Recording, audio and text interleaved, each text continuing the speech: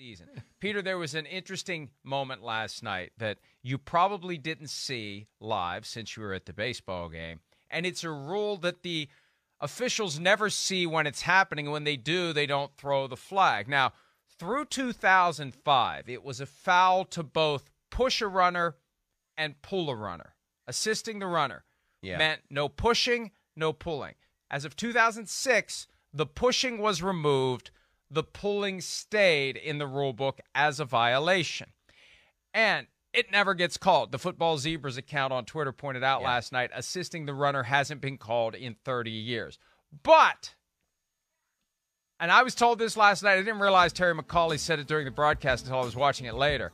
It happened last night, the same week that the league sent out a video to all the teams with an assisting the runner moment in there where they explain the rule and they tell all the teams, tell your guys not to do it.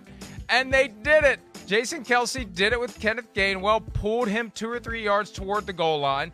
That should have been a foul. There were roughly 8 Texans players who reacted, pointing at Jason Kelce for pulling the runner. It was a point of emphasis this week. It happens right in front of 2 officials. You see one there at the goal line. You see another one there they are. They're looking right at it. Maybe Jerry Jones' Halloween costume was right on the money. They're looking right at it. And there's no flag. Yeah, this is one of those things. I think that the pushing the runner thing is ridiculous too. I mean, that's not football. It's not. I mean, that's rugby. I don't understand why that's allowed anyway. But everybody just said, well, hey, that's football. Why is that football anyway? Why is that allowed?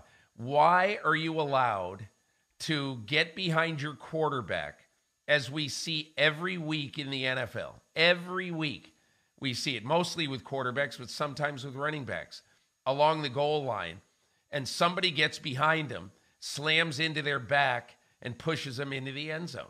It's just, that's not, I just think it's an awful rule. And last night, just basically put an exclamation point on the fact that if you're going to have a rule in the book, call it. And if I were the NFL, I would say this pushing stuff that you see over and over, you see it 20 times every week, that has got to go too. I keep waiting for somebody to have a quarterback sneak where they put 3 guys directly behind the quarterback, right behind him. Take full advantage of physics. Quarterback gets the ball, and you got 3 guys. It becomes tug of war, although there's no tugging. It's push of war, and just now you may not have a healthy quarterback when it's all said and done. That's the downside. But yeah, it's been something that is not a violation for 16 years, and it's just amazing that we don't see it more often than we do. We see it a lot. We don't see it more than I think that, or as much as we could. Mike, but the pulling is a violation, a clear textbook violation. The same week they send out the damn video, and they miss it happening right in front of them. Here's a question, Mike.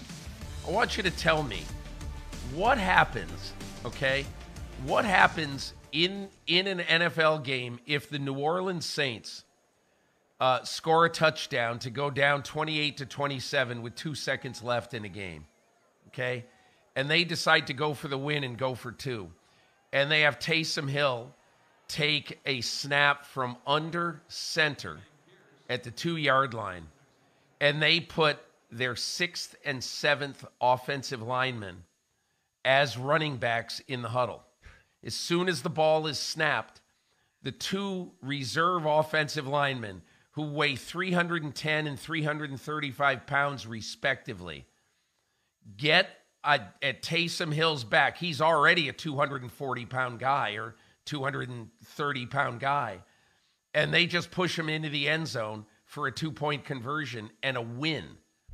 I mean, that is a bastardization of the rules, but the league is allowing that to happen. That's going to happen someday. All you need is a smart coach. And look, I'm not saying that Taysom Hill's a guinea pig. I'm not. He is a physical player who is not the starting quarterback of the team. Would you risk a dislocated shoulder or some sort of, couple of black and blue marks on Taysom Hill to win a football game, to stay in the pennant race in the incredibly weak NFC South? I think if you're Dennis Allen, why wouldn't you consider that? Hey, Peter, since we're having fun with this, let's take it next level. Instead of using Taysom Hill, how about a defensive lineman that you can trust to take the snap? Make him the quarterback in that play.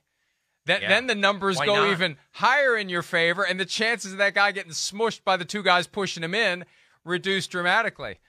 There's a lot of fun you could have with this rule, and that's what amazes me, that we don't see more of it. Now, if somebody did, they'd probably put pushing back in the rule book. They would close the loophole right then. And then they'd never call it, but it wouldn't get to the extreme that we've seen. Hi, I'm Mike Tirico, and thanks for watching. Make sure to hit subscribe for the latest news and highlights from NBC Sports.